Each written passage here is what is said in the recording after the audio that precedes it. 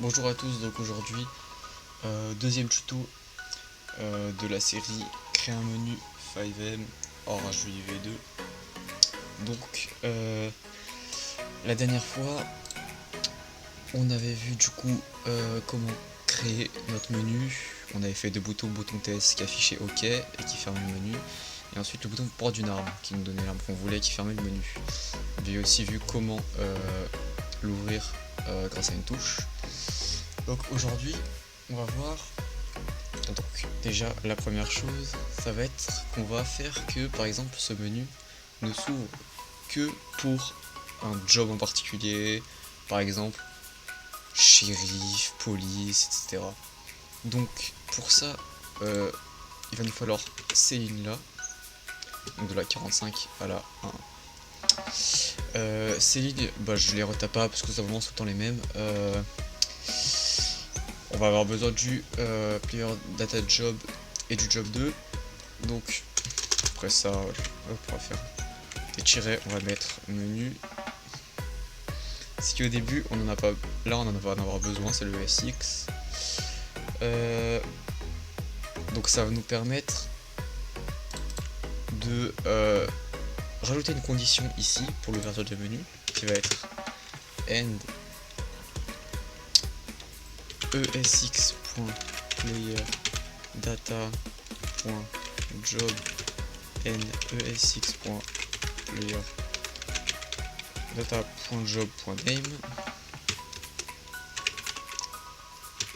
Il faut que ce soit égal à nous on va mettre police. Donc là on met que si la touche, donc c'était F6 il me semble, est appuyé et que donc le joueur a le job police, ça ouvrira le menu. Donc on va sauvegarder et aller tester ça tout de suite.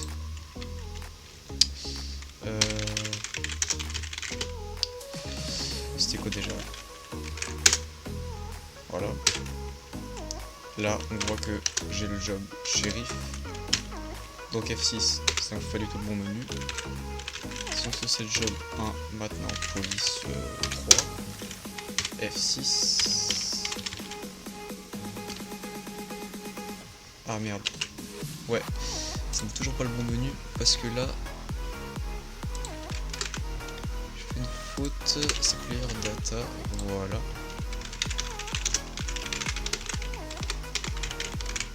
Hop. Voilà. Et là F6. Voilà. Maintenant notre menu marche. Et si on sait le job 1, notre job il ne marchera plus. C'est parfait. Donc ensuite, maintenant qu'on a vu ça, on va voir comment faire pour ouvrir le menu d'une autre façon. Donc avec un marqueur, comme par exemple il y avait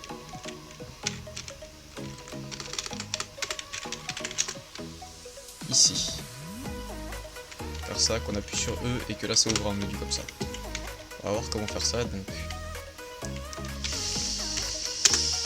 tout simplement, pour commencer, ça on n'en aura plus besoin et on va le laisser quand même.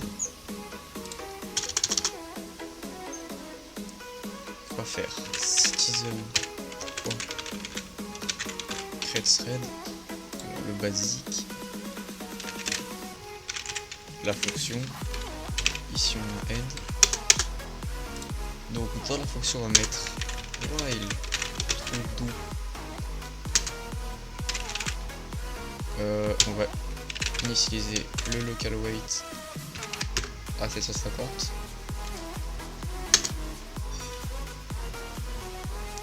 Et là on va mettre if. Donc on va juste demander de check si encore une fois le joueur a le job police. Data.job n esx.player data.job.name égal police. Then encore une fois avec une petite condition. Ok. une paire. Donc là, on va mettre l'endroit où on va vouloir le mettre. On va mettre des coordonnées au pif. Pour l'instant, on va laisser 1, 1, 1, comme ça. S'il y a ces coordonnées, on va créer un local. Donc, player chords, on va l'appeler égal get entity chords. Donc ça va être get player head. Donc -1, c'est pour que ce soit lui. False. Voilà. Premier local, donc pour choper les coordonnées du player. Ensuite, local pose, donc la position du menu qui va être toujours. Donc là, 1, 1, 1. Hop. Comme ça, on va changer après. Et là, on va mettre la distance. Ça nous servira après. Vous verrez. Local distance. Oh putain. On va l'appeler ça va être V10, ça c'est moi qui choisis. Donc là on va reprendre simplement les coordonnées du joueur. Sauf que là on va rajouter, pour que ce soit coordonnées X, là coordonnées Y, mon basique, les coordonnées Z. Et là, on va faire donc la pose K ici X, pareil pose K Y et pose K le Z. Là, le local 10, ouais, je pense qu'on peut mettre ça, clac. 10 c'est mieux, c'est plus rapide. On va donc faire un. On va mettre un peu d'espace. Donc si notre distance elle est inférieure ou égale à 6, alors on va mettre un wait pour éviter les bugs. Wait 0. Wait 0. Et là on va faire le draw marker. Donc le draw marker, bon je connais pas tous les noms par cœur donc je vais le reprendre.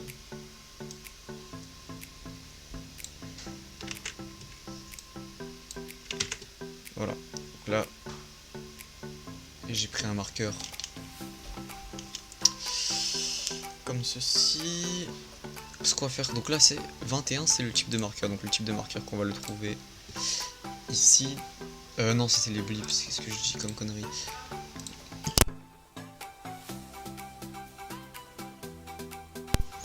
Les marqueurs on les trouve ici, par exemple on va mettre allez, ce marqueur, le 22, parfait, clac, le 22, et donc là ici on aura les coordonnées qu'on mettra ici, ça sera nos coordonnées, on ne touche pas, la couleur ici, c'est forme taille, on ne touche pas non plus, donc on finit ça, bon, on va end ici, hein. On va faire un autre if dist encore une fois. Inférieur ou égal à 1 cette fois. On va définir le weight à 0. Et là on va ajouter le texte qu'on voit en haut à gauche de notre écran quand on s'approche d'un marqueur. Donc là, enfin comme ça, je sais absolument pas par contre pourquoi on met le help, mais j'avais cherché à comprendre, ça me sert à rien. Input, en fait quand on va, ouais, on va mettre le input contexte, ça va mettre Je vous expliquerai après ce que c'est. Clac pour ouvrir le menu. Voilà. Ici, clac.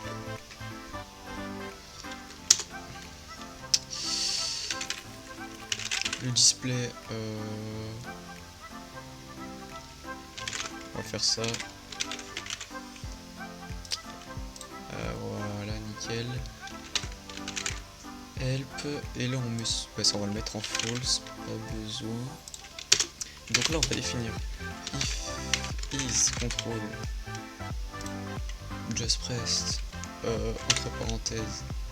Donc on va mettre le E, donc le E c'est 51. Then, wesh.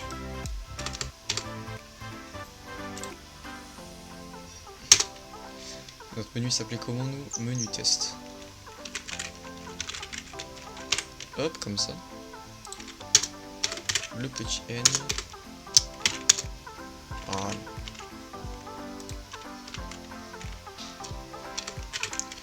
N d'ici. N, donc encore. Voilà. Là on est censé être pas mal. Donc par contre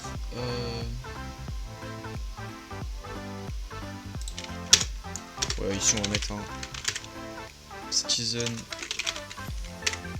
un weight, et on va mettre le weight qu'on avait défini juste ici.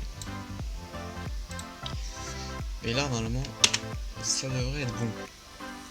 Maintenant on va aller chercher nos coordonnées. Moins 470,629. Moins 470,129. 6024,074.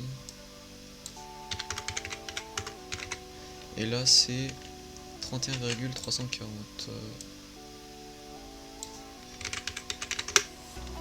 Voilà, ça on prend comme ça. On va le rajouter là et là. Et voilà. Et là donc on va refresh, on va restart. Test 1, 2, 3. Donc qu'est-ce qu'ils nous disent? Ligne 106. Donc le vecteur, oui, parce que forcément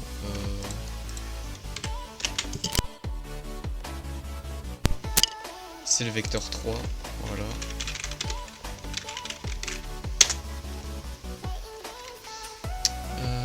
Line 112 maintenant.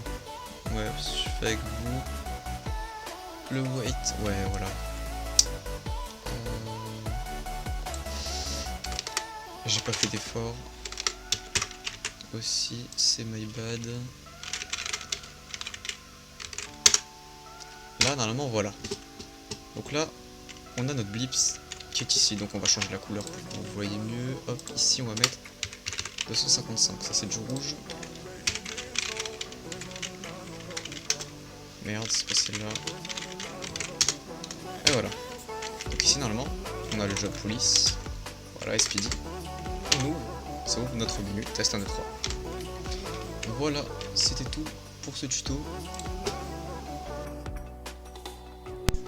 Ouais, du coup je reviens rapidement parce que je me suis rendu compte en revisionnant la vidéo que je vais pas tout à fait bien expliquer. J'étais un peu passé vite sur cette partie.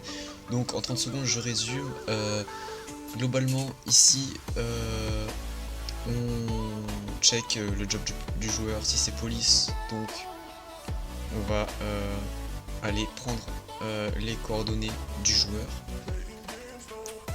On a enregistré un local position et du coup en fait le local distance ça va comparer les coordonnées du joueur qu'on a mis ici et la position qu'on veut qui est ici pour en fait savoir ici si le joueur il est à une distance qui est inférieure ou égale à 6, ça dessinera le marqueur donc, et si il est encore plus près à partir de 1, ça ajoutera le texte en haut à gauche de notre écran et il pourra appuyer sur E pour ouvrir le menu.